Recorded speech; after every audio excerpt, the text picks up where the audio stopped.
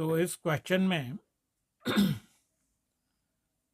he says that the deflection in a galvanometer is directly proportional to the current passing through it.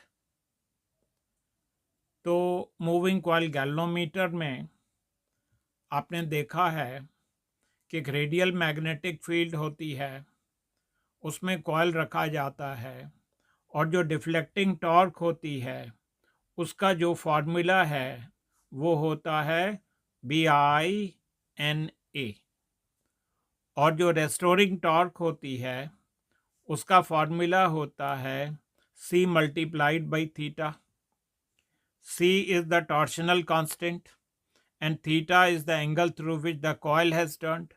मतलब under equilibrium condition ये जो BI/NA है that will become equal to C×θ.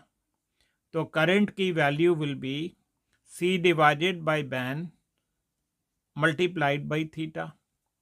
तो इससे ये पता चला कि current indeed is directly proportional to the angular displacement of the coil.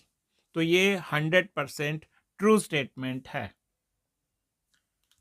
Then he says in reason that the coil of the galvanometer is suspended in a uniform radial magnetic field.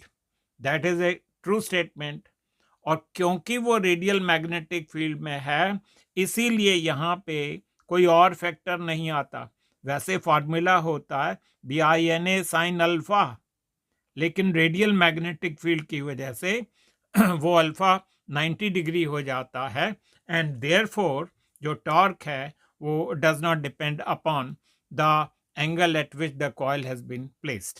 तो ये statement, पहली statement भी true है, ये statement भी true है, और ये जो स्टेटमेंट है ये करेक्ट एक्सप्लेनेशन है पहले का, इसलिए दोनों ट्रू हैं with the reason as the correct explanation. इसलिए the answer would be A part. Thank you.